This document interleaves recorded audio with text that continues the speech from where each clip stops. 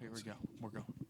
Welcome into Rover Sports. How's it going, guys? Happy July 4th. I hope everybody is enjoying their weekend.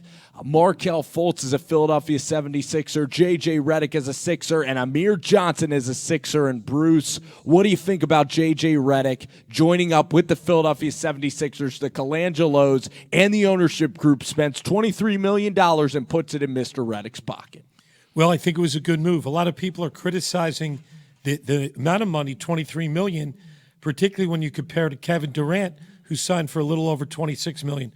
However, the Sixers got the guy they wanted. They got their shooting guard. He's going to be a starter on this team, and they had to beat out other teams. They had to outbid teams that were willing to pay J.J. Redick more years, which would have cost more money. So I think that Amir Johnson for $11 million and J.J. Redick are good acquisitions. Tonight also was an exciting night because we saw, as you said, Markelle Fultz made his appearance for the 76ers for the first time as a professional and did very well in the sense that he scored 17 points, albeit outscored by Jayson Tatum, but he only played 22 minutes. Tatum actually played 32 minutes. So you have to really look at apples and apples. And I was very happy with the start of the game. What happened was, of course, Fultz did a little up and under maneuver, banked it off for a basket, and then demonstrated really good form on a three-point shot and made some good passes. Now, the thing that's funny about assists is the only way you get credit is if the guy you pass it to scores a basket.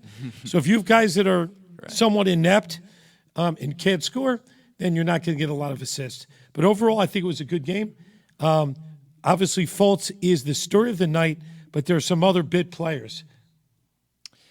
The one guy that I loved is Jonah Bolden from Australia. Jonah Bolden, I mean, this guy really came out of nowhere, you know. Bruce, we were talking about, does this guy look like he's a 7-footer because he shoots the ball like he's 6'7"? The guy moves exceptionally well. The guy is super, super impressive. He already looks like he could start in the NBA. He looks like he could come off the bench for the Sixers. Guy has unlimited range, confidence like crazy, and it's just so much fun to see Jonah Bolden play on both ends. There was also a guy, an honorable mention tonight, should be Miles. Maybe it's A.J. Miles. He was a guy that was also connecting from long range for the Sixers. TLC was out there competing. For TLC, his job is now not secure because you have J.J. Redick, you have Justin Anderson, you have Nick Stauskas. So you have a lot of guards now competing for roster spots, and there's only going to be 12 active players on the roster, and you can keep 3 guys as inactive members of the roster. And if we wanted to, Bruce, we could do a little exercise here where we could try to list the 12 Sixers and the starting lineups and the backup lineups if you wanted to engage in that activity. I think we want to do that at some point, but let's talk about tonight. Let's talk about the Summer League, Bruce. Yeah. Firstly, I enjoy Summer League. It's a shorter game. It's only a 40-minute game, and there's very few commercials. So I encourage everybody to watch on Wednesday night. The Sixers, again, this is the young Sixers team now, are going to be making the return to the hardwood again in Utah against the Utah Jazz team. Right. A little road. It's very hard to win in Utah in the summer because all the Jazz fans are there. So it's going to be a very hostile crowd, in Utah. Maybe not hostile in terms of them being mean because Utah has some of the nicest citizens in our entire United States. But it's going to be really fun to see how they react, versus the Utah Jazz. I know Dante Exum was there for Utah playing some minutes, Donovan Mitchell. So Utah is a very good Summer League team, and I love the Summer League as well. I even like it in Utah. It's a very peaceful kind of activity, and I just happen to love Summer League basketball. And tonight you got to see guys like Wood hit some threes, and you also talked about, Richaun Holmes and last year his coming out party, and we were like, who's this guy from Bowling Green? This guy's real special. I looked at Markelle Fultz. Great defensive prowess, blocking a lot of shots. He looked a little sped up tonight. His shot is pretty good, not incredibly good. I'd say it's pretty good. The pull-up 3 was wonderful. He does look a little bit small there sometimes out there on the floor, Bruce, and at times he was rushed. I'd give his performance tonight, like if I had to give a letter grade, I'd give him a B to a B minus. I think that he could have shot the ball a little better, got his teammates more involved. I want to see him work on driving the rock to the tin, but I did like his aggressive nature. He did have some very impressive moments. That's why I'll give Markelle a B tonight. I think the guy did very well. And you look at Jayson Tatum, I mean, it's tough that draft picks are always going to be compared. I'm a huge Jayson Tatum fan. I think the guy's footwork is just incredible. The guy just plays beyond his years. So him and Jaylen Brown are both studs in their own right. But I think Markelle is certainly going to be a very, very good player for the Sixers. I agree. Jaylen Brown was actually the player of the game. He played for the Celtics, of course, scored 29 points, particularly in the first half, was very, very dominant. And, he's only 19 years old, which is hard to believe. Last year, he had a little bit of a slow start, came on near the end. But again, the Celtics were a playoff team. They won the Eastern Division, and I think that was a good experience for them. And I think that also, you heard from Josh Jackson's people, through the grapevine that they didn't want Josh Jackson going to the Celtics because there is such a logjam of competition, with Crowder, with Olynyk, with guys like you mentioned, Jaylen Brown from Cal, who's drafted third last year, and then Jayson Tatum and Avery Bradley, and Marcus Smart. They have all these guards. So Josh Jackson's people want him to go to Phoenix where he'd get more playing time. So Jaylen Brown, he does need more playing time. And Celtics fans are really optimistic about his progress. He needs to shoot the ball better, play at all three levels better. He looked raw last year, but that's what you're going to get out of a product that's, only 19.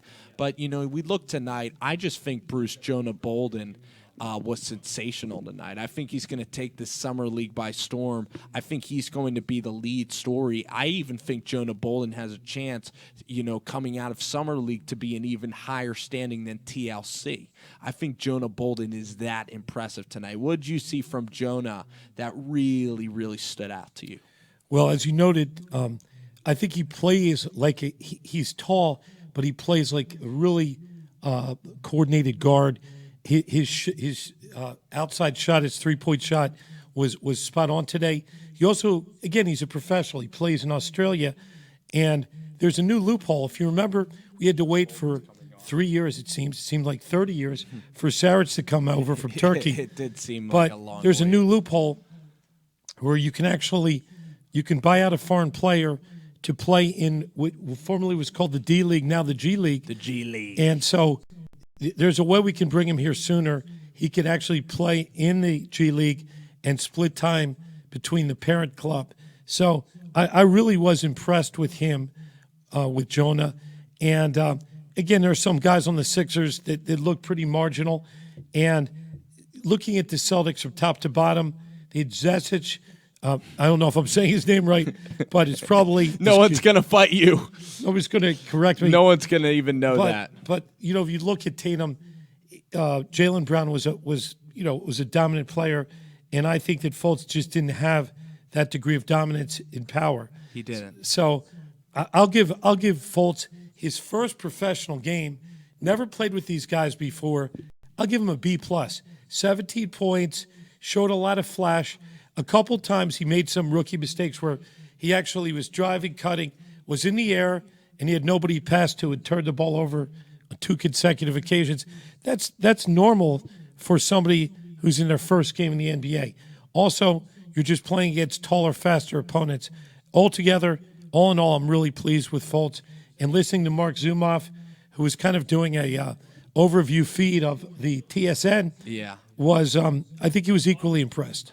Yeah, I mean, you look at this, and also what's so exciting, Bruce, is this guy plays off the ball and he could create his own shot. He had a pull-up three. That was the most exciting play today, was when Markelle Fultz had a shot where he walked into a three and he basically off the dribble, a hesitation dribble, just spot up for three. Even Kevin Durant's like, this guy has so many tools in the toolbox. The spin move along the baseline, strong, being able to block shots, contest shots at the rim. The guy's going to be a day one contributor on this team. He can play off the basketball, which I love. Ben Simmons is going to love this kid. Guy's just a hard worker.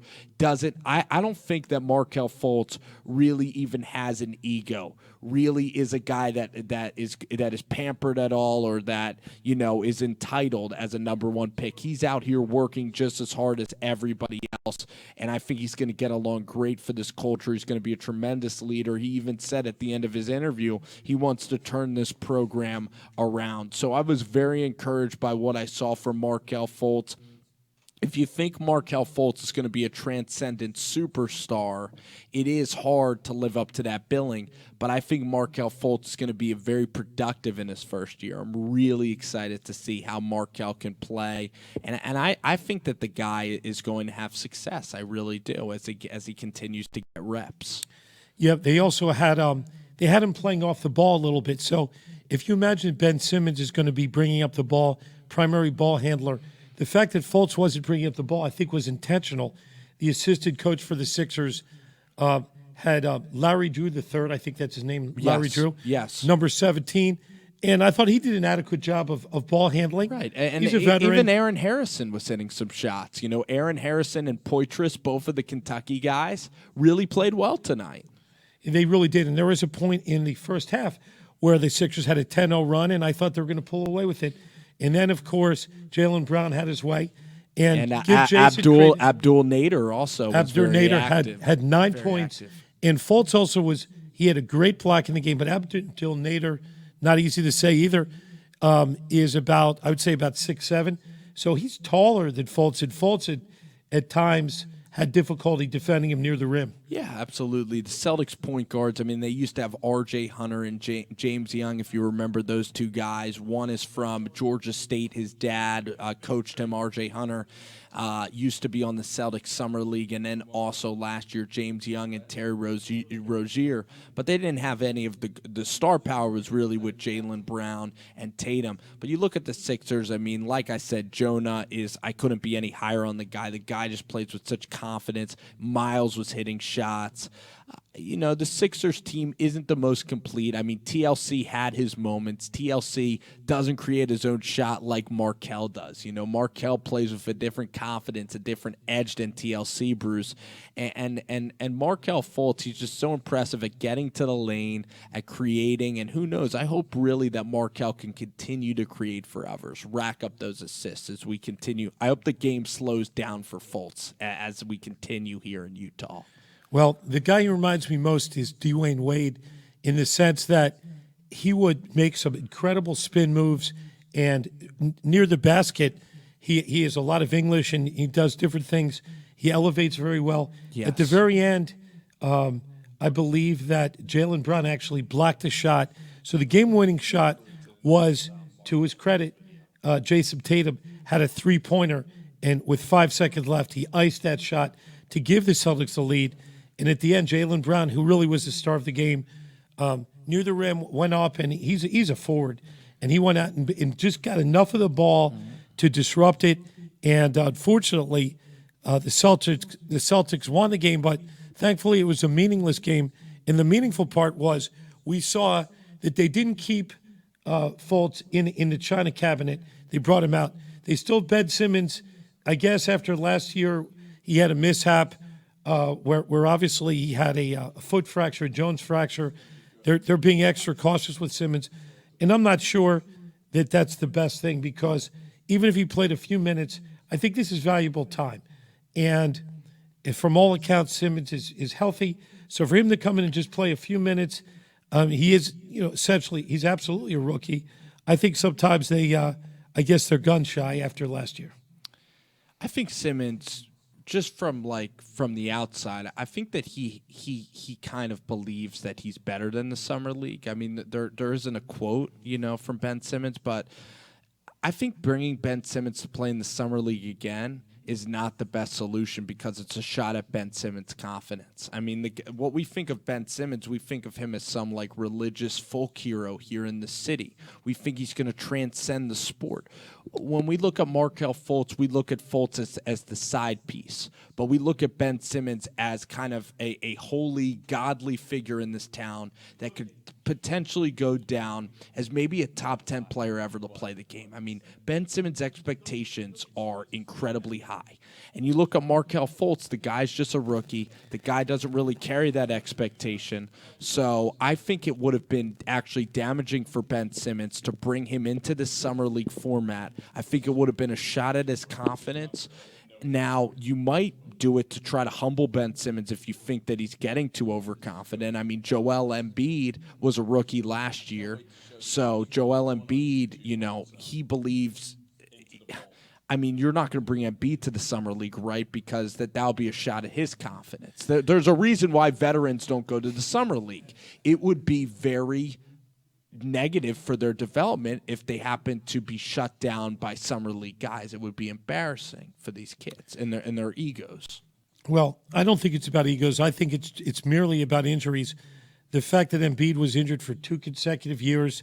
Let's look at his history. Had a compression fracture of the low back, then a navicular fracture, then last year had a bone contusion, and there was also a small meniscal tear, which really seemed to me to be botched by the medical team. They didn't put any. So I don't think it has to do with confidence. Can I go back to a question though? What would really be beneficial about Ben Simmons playing with mostly guys that aren't going to be here on this team next year?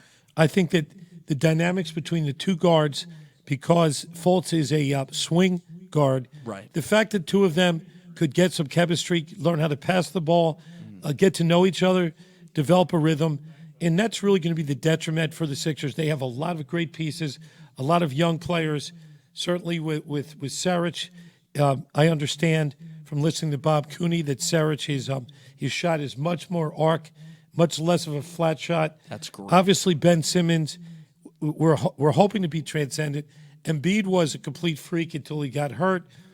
Just a guy 7'2" and could hit 3-pointers. Just the other day, he was seen wearing his sandals and he made 48 out of 50 free throws. So the fact is, Embiid's a workaholic. These guys are workers. I think they are fairly egoless as a bunch. Okay. I have no reason to think that Simmons has a big ego. Okay. But I know there was a 30 for 30 on him where he was a little bit immature. And apparently, when he was in college at LSU, I'm just hearing that buzzing noise, but that's fine. We're going to continue. It seemed that he was to himself and he didn't necessarily congregate with the other players. It's fine. I mean, and you know what? Earlier, I kind of want to, I don't want to apologize for what I said, but I was maybe, as sportscasters, our goal is to project how people are like, and it's unfortunate, we paint pictures of people. So I don't know Ben Simmons, and I don't know how confident he is, in his own ability, but it just seems like Markelle Fultz and are a little bit more. It seems like Markelle Fultz is very, very modest, where Ben Simmons, it just seems like he's a little above the summer league. That's just a guess, It's just a guess. I don't think that's too damaging to Ben Simmons. No, I don't think that's a damaging statement. I just think that for Ben Simmons and the development, the reason he's not in the summer league, I think, is a little bit because of injury, but also like they're looking at like what is Ben really going to gain from this, and also Bruce, after the summer league, you take a long time off though. So even if Ben Simmons and Fultz play great in summer league, they're still going to go to training camp and preseason. They're still going to get time together. It's just mostly for Markelle just to play with the assistant coaches so they know kind of what they're getting. It's for guys to make roster spots. Listen, I don't have a big problem. Listen, I'm just explaining this is medically based. Right. It's not having to do with personality or ego at all. And I think that I'm looking here across the ticker tape. This is big news today. Kevin Durant signed a $53 million guaranteed 2-year extension with the Golden State Warriors. And interestingly, he could have gotten if he really wanted to. He could have gotten $9 more million, but he actually left money on the table so they could sign Andre Iguodala. And that doesn't happen. It never happens in Major League Baseball. In fact, if you leave money on the table, the people in the union think that you're lowering the market and the ceiling for everybody else. So that's one thing good. And you also see it sometimes in football.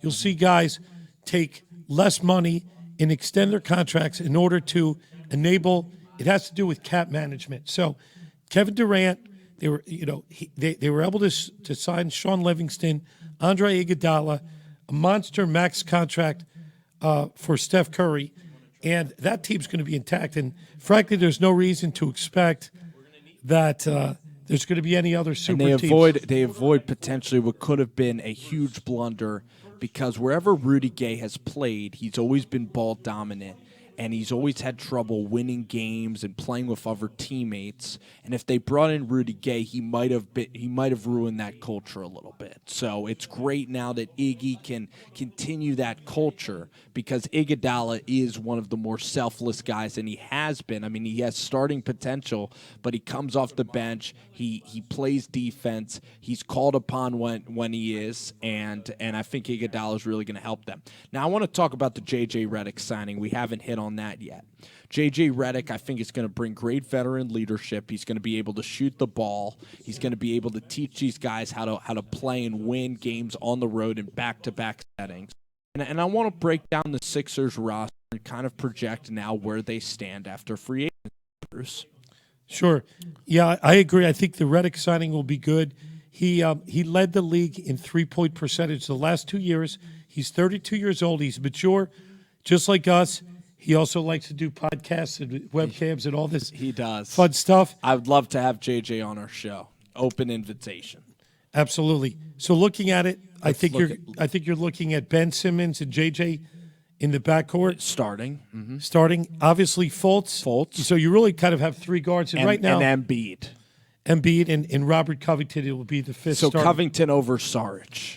I think they're leaning in that direction. I think and sometimes like a Manu Ginobili, there's some guys, like I believe Gary Neal, there's some guys that just like to start. It's very important to them, and getting their rhythm in quickly is important. So I think that for Covington, he's a guy that really does well in the starting role. He really needs, it's very important to him, where with Dario, he's fine just kind of looking at it from the bench and then coming in later. So I think for Cov, you got to kind of satisfy Cov's needs there, and that's why Rob Cov is going to start over Sarge, even though I think Sarge is the better player. But, for Cov, it's going to help his confidence.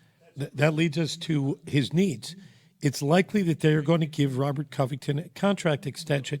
And when you hear the terms, I think they're going to be higher than what you would expect. Well, everything's higher than what you expect it's now. Going to be it's going to be a 3 to 4 year contract, averaging $15 million a year. So that's going to be a substantial contract. That's not bad at all. Right. Evan Turner was signed for about that kind of money.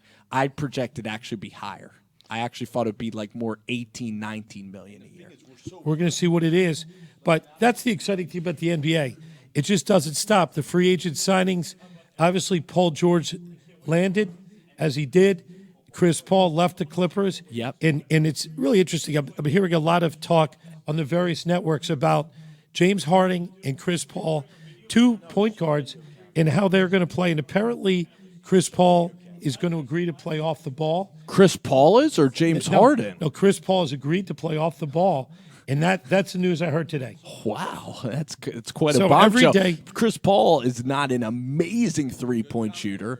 I mean, Chris Paul has always had the ball in his hands. I mean, James Harden's the guy that in Oklahoma City, and even in Houston, was the guy that plays off the ball. That's weird to me. James Harden had a great year. He had an MVP caliber year playing point guard, and so I'm sure they're going to both share the ball, but that's a curious combination. I definitely think so. And you look at James Harden, and, he didn't get along with Dwight Howard. There's been a lot of guys that didn't get along with Dwight Howard. He had a girlfriend that was very much in the public eye in the Kardashians. He wanted to kind of – he wanted to, really, even in the Sports Illustrated piece, he said how he loved being around Eric Gordon and Ryan Anderson and Ariza, and he really felt that this was his team. Now Decker, his best friend Pat Beverly on the team, is leaving. Now Chris Paul comes in, an uber competitive, very type A personality that pushes you every day in practice. Could James Harden go into a cocoon, kind of get frustrated with Chris Paul in the middle of the year? It's a long season. Will these guys coexist? My guess right now, Bruce, is that there's going to be blow-ups. D'Antoni is not the greatest at controlling a locker room. He lets players kind of dictate how everything goes. I just think that Daryl Morey, oftentimes, the problem with Morey is that he thinks more in an analytic sense than a chemistry standpoint. So will this chemistry work out? Because that's always been Morey's downfall. That's why he brought in Dwight Howard. And even though Howard left and the team, quote-unquote, got less talented inside, Harden and D'Antoni were able to run the show completely. Now you're yielding power to a Chris Paul. I just don't think that was the best way to go. They should have went after a small forward so Chris Harden can have autonomy with the basketball. As we go to press time with his webcam, the big pressing question, which is yet to be resolved, has to do with one Gordon Hayward, right now of the Utah Jazz.